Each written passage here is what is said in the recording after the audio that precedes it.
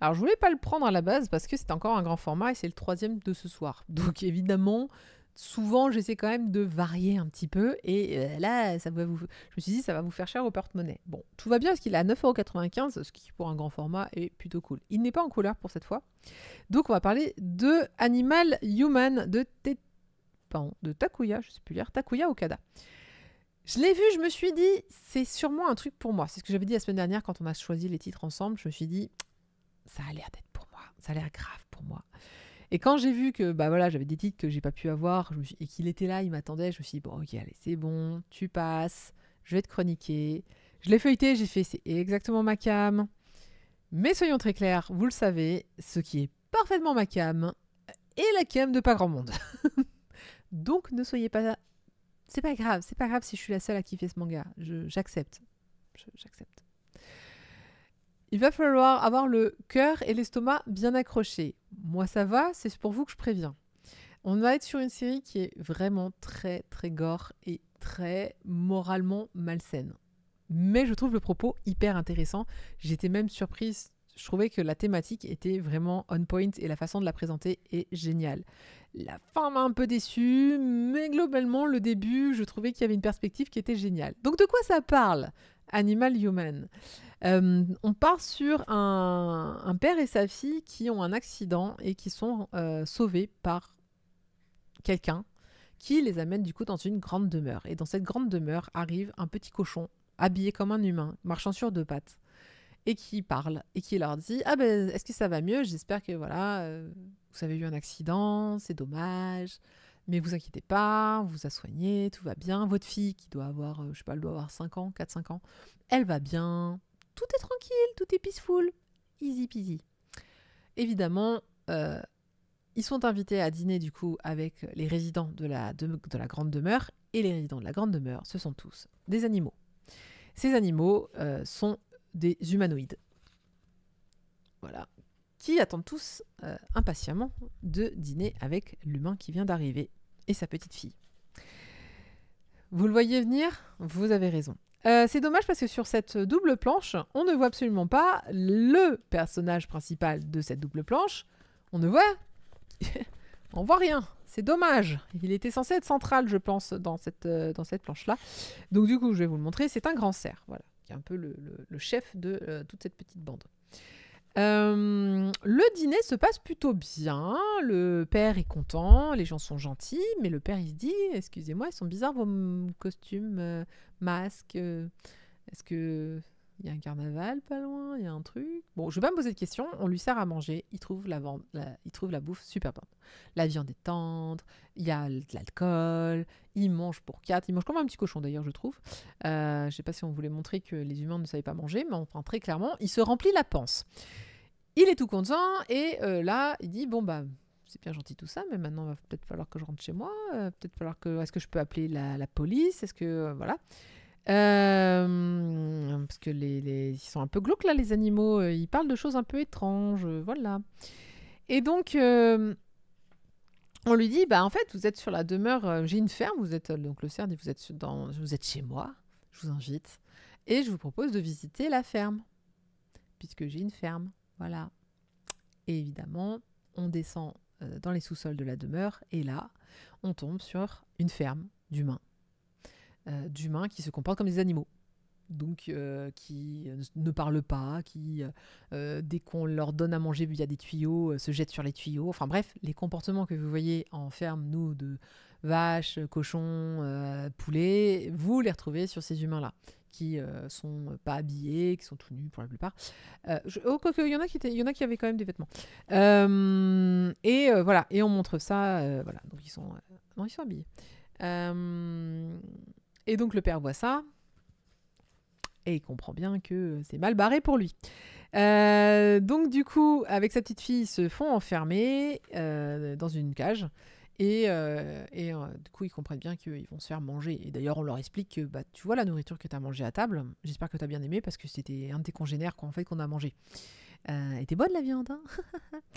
Et donc, je vous avais dit que c'était... Vous avez dit que l'estomac accroché, tout ça, ça va Ok, parce que ça va continuer dans l'horreur. évidemment, hein, c'est une chronique enfin, c'est une histoire qui est, renversée, en fait. Parce que les animaux, ils vont se marrer de tous les traits des humains en mode oh, regarde, il appelle sa maman avant qu'on le tue, ou des trucs comme ça. Alors, j'ai dit, il parlait pas, mais bon, ça crie, ça gêne, bref, il se passe des choses. C'est vraiment la représentation que nous avons des animaux qu'ils ont inversé dans ce manga. Donc, du coup, oui, c'est dérangeant. Et heureusement que c'est dérangeant. J'espère que ça vous dérange. Parce que c'est un peu le but, je pense. Enfin, au début, je pensais que c'était le but du manga. Après, vous allez voir, l'histoire, c'est top. Bon, en tout cas, nos jeunes... Oui, j'ai trouvé ça sympa et le propos est intéressant, mais ça fait longtemps que j'avais pas lu quelque chose d'aussi peu subtil. Oui, ça c'est clair. En tout cas, je vais pas vous spoiler, mais pour vous dire vraiment jusqu'où ça va... En fait, la cage n'était pas fermée exprès et le petit cochon qui les a amenés dans cette cage dit au cerf, tu vois le cerf qui prépare en fait tout un arsenal de chasse et le petit cochon dit alors c'est bon, t'as fait le truc et le petit cochon répond oui oui, vous inquiétez pas, je leur ai foutu la trousse de leur vie et j'ai laissé la cage ouverte. Donc en n'ayant qu'une seule idée en tête, c'est que le père et sa fille s'enfuient et que eux puissent faire une petite partie de chasse. Voilà. Donc on continue dans l'horreur de représenter des activités humaines que nous faisons aux animaux, mais dans une perspective comme si c'était les humains qui étaient chassés, les humains qui étaient parqués, les humains qui étaient utilisés comme de la viande. Évidemment, donc père et fille meurent. Et donc c'est pas ça le spoil, je vous rassure tout de suite. Ce n'est que le début de l'histoire. Ce n'est que le début de l'histoire, et je vais pas vous spoiler la suite du coup. Mais on va suivre donc du coup ce village d'animaux qui parlent, qui pensent, qui s'habillent, voilà, et qui ont, somme toute, des activités d'humains et qui ont des réflexions humaines que nous avons. Sauf que, voilà, on va voir donc des humains qui sont des animaux de compagnie, on va voir des humains qui sont utilisés à des fins sexuelles, on va voir des humains qui sont mangés, on va voir un peu de tout. Voilà. Et c'est vrai que je trouve la perspective hyper intéressante. C'est-à-dire que alors, c'est salaud parce que je me suis sentie vachement visée par certaines réflexions. Donc moi, je suis pas végétarienne. Moi, je mange de la viande. Et effectivement, j'ai ce discours de dire, je ne mange pas n'importe quelle viande. J'essaie d'acheter de la viande où on a fait un peu respecter l'animal, où en fait, j'achète à des éleveurs directement. Donc, je passe très rarement par des bouchers et quasiment jamais en supermarché. Ça peut arriver, mais c'est plutôt rare. Donc, je connais l'éleveur, je sais comment il traite ses bêtes, je sais comment ça se passe, je suis au plus direct et j'essaie de me dire ok, j'essaie d'être un peu éthique dans ma façon de consommer de la viande. On mange pas tant que ça, bref, on fait des efforts sur la consommation de viande. Pour autant, ça reste de la viande. C'est-à-dire que ça reste un animal qu'on a tué, et j'ai beau l'enrober de plein de belles choses de politesse, il n'en reste pas moins que on a quand même buté un animal pour que je puisse manger. C'est comme les œufs, je prends des œufs zéro parce que je sais que c'est des poules qui ont vu la lumière du jour, qu'on n'élève pas en batterie ou ce genre de conneries. Donc, à un moment dans le manga, ils disent ça, ils disent non mais non, on respecte les êtres humains, c'est important. Nous, on mange que de la viande de bonne qualité, voilà, on respecte la vie, c'est important. Du coup, ils sont vraiment, je trouve, dans le discours un peu ironique en fait, de dire mais t'es en train de buter un être humain. Bah oui, mais je l'ai respecté, hein. On l'a bien nourri, on l'a soigné, on lui a donné un petit abri, là, on l'a mis dans une petite cage, il est content, hein. Lui, il est très content de mourir pour nous. Il est heureux de nous permettre de nous nourrir. Et du coup, j'étais là en mode ah, c'est salaud, parce que c'est typiquement le genre de truc que moi je pourrais dire. Donc, du coup, je me suis sentie totalement visée par ce manga. Alors, c'est pas totalement. C'est compliqué parce que tu peux te barder de dire oui, mais les humains, ils ont une conscience. Oui, les animaux aussi, en fait. Oui, mais les humains, ils sont doués d'intelligence. Oui, les animaux aussi. Encore une fois, une fois que tu mets ça en perspective, en fait, il n'y a plus aucune raison pour laquelle tu peux ou veux manger un animal. Ça reste de la barbarie où tu tues un être vivant pour te nourrir. Donc voilà, je vous préviens tout de suite. Donc ce manga, il est gore. Mais alors, archi gore. Hein, vraiment, je vous montre pas des planches, mais très concrètement, l'adulte que je parlais tout à l'heure, c'est pas le héros, mais bref, on l'appelait comme ça. Le héros qui donc s'est fait tirer comme un lapin à la chasse et qui s'est fait dépecer. Ah bah vous allez voir toute la chaîne de transformation. Puis à la fin, ils déposent la tête, ils mettent la pomme.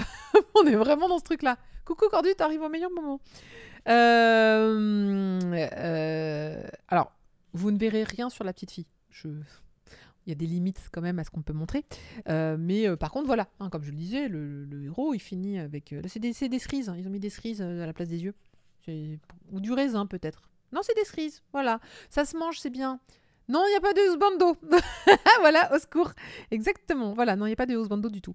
Je disais, on est sur un titre qui remet en perspective, je disais que en fait, c'est des animaux qui... Ah oui, oh, c'est horrible celui-là. Genre, à un moment, tu vas dans le village et puis il y en a un qui fait « Ah, bah, je fais rôtir un humain, tu veux le manger ?» Regarde, c'est un humain là, regarde, à la broche. Bah, c'est vachement bon un humain à la broche, pourquoi tu veux pas le manger? Il y en a un, donc voilà, c'est un chien je disais, il y en a qui deviennent des animaux domestiques. Enfin, c'est vraiment voilà, c'est hyper intéressant, je trouve, philosophiquement, de lire une histoire où tu as inversé le rôle des humains et des animaux sur la consommation de la viande. Maintenant, le côté où j'ai moins aimé, comme je disais, j'étais déçue par la fin. En fait, ça aurait pu s'arrêter là. Je trouve que déjà, c'était une excellente expérience en soi de se dire, tiens, on raconte une histoire où on inverse les rôles et on voit vous trouvez ça immoral, bah pourquoi vous trouvez ça moral quand c'est dans l'autre sens? C'est un peu ça l'idée et je trouve que ça marche très très bien. Franchement, moi, là, je suis à 200% à fond dessus. Du coup, on a mangé des tacos végétariens. Donc, ouais, non, ça passe nickel. Mais la fin... Ouais, voilà, le récit se tenait bien. Le récit, il était cool, il était bien. Seulement, voilà, l'histoire, je ne vais pas spoiler là, vraiment, je vous dis quasi rien, mais elle va plutôt tourner un peu plus complexe, un peu plus corpo, j'ai envie de dire, avec... non, mais en fait, il y a une raison pour laquelle ces animaux existent, il y a une raison pour laquelle ça se passe comme ça, et ça devient un peu alambiqué chiant, je trouve. Avec un côté scientifique que j'avais absolument pas besoin. Pour moi, franchement, le délire inversé, psychologie inversée, était juste suffisant et t'en faisais, je pense, une bonne histoire juste comme ça. Donc très très très dommage que le scénario sur la fin part dans un délire un peu magistral qui n'était pas nécessaire selon moi. Alors c'est drôle parce que la dernière série où je me suis dit exactement la même chose, c'était Promise to Neverland, où je trouvais que le pitch de départ était génial et que c'est parti dans des complexités incroyables qui n'avaient pas besoin, alors que le simple départ était bon. Qui était aussi une histoire où ce sont cette fois des démons qui mangent des humains, donc comme quoi la thématique était quand même un peu la même. Donc Animal Human, il faut avoir le cœur et l'estomac accroché parce que vraiment les dessins sont très détaillés. Parce qu'on mange de la viande humaine. Déjà à partir de là, je pense que voilà, ça s'explique. Oui, parce qu'il y a une logique psychologique que je trouve intéressante, surtout pour nous carnivores. Et d'ailleurs, j'ai une collègue qui est végétarienne. Je me demande, je lui ai dit, je pourrais pas lui faire lire, à mon avis, elle va tourner de l'œil, mais j'aurais aimé qu'elle me dise ce qu'elle en pense. Je vais quand même lui montrer le truc. Mais voilà, il y a juste la fin où je suis pas très sûre de moi. La fin, j'ai peur que ça tourne dans un truc un peu bizarre. Je pense que ça aurait pu être un one shot, vraiment un bon one shot avec une fin un peu surprise et c'était cool comme ça. Donc j'étais limite, je pense que d'ailleurs que ça a été pensé en one shot et qu'ils ont rajouté pour rajouter à la fin, je sais pas. Toujours est-il que c'est une série qui est en cours au Japon avec 3 tomes, donc je suis assez curieuse de la suite parce que j'ai du mal à voir ce que tu peux en faire en fait. Je peux pas vous spoiler vraiment je peux pas vous spoiler cette partie là et je vous ai vraiment raconté en fait que les 10 premières pages un peu, enfin, les 2 premiers chapitres, vraiment 20% du bouquin, les 80 autres c'est un sacré délire autour de ce village d'animaux quoi. Donc ça vaut 9,95€ chez Mangetsu. La traduction c'est Aline Cucor qui a disparu, qui s'appelle Cucorpitas maintenant. Lettrage de Tom Bertrand dont on parlait la dernière fois de Black Studio. C'est sorti le 1er octobre et je n'ai pas j'ai pas vu la suite quand est-ce qu'elle sortait, j'ai pas eu d'informations de mon côté. C'est évidemment pour public averti. Ils ont marqué derrière. Et vous, pour quelle raison mangez-vous des êtres vivants? Voilà. Eh bien, par habitude, hein, j'ai envie de dire. Oh, tiens, ça c'est plutôt rare. Juste derrière, là, ils ont marqué traduction du Japon et lettrage. D'habitude, c'est marqué à l'intérieur. D'ailleurs, c'est là où je l'ai trouvé quand j'ai cherché. C'est très très rare qu'on le voit que ce soit écrit derrière. Je sais plus s'il était sous blister, mais il me semble qu'il n'était pas sous blister. Donc si vous voulez jeter un coup d'œil, allez-y. Mais encore une fois, rien qu'en le feuilletant, vous risquez de tomber sur des scènes traumatisantes. Voilà. Donc je préfère prévenir à vos risques et périls sur ce titre-là. On va passer à la suite à un truc un peu plus léger, mais pas trop quand même, mais un peu plus léger. En tout cas, celui-là, il est parfait pour Halloween. Là, je pense qu'on est bien dans le thème de l'horreur, bien dans le thème du gore. Et donc, du coup, là, on va passer sur un truc un peu plus soft.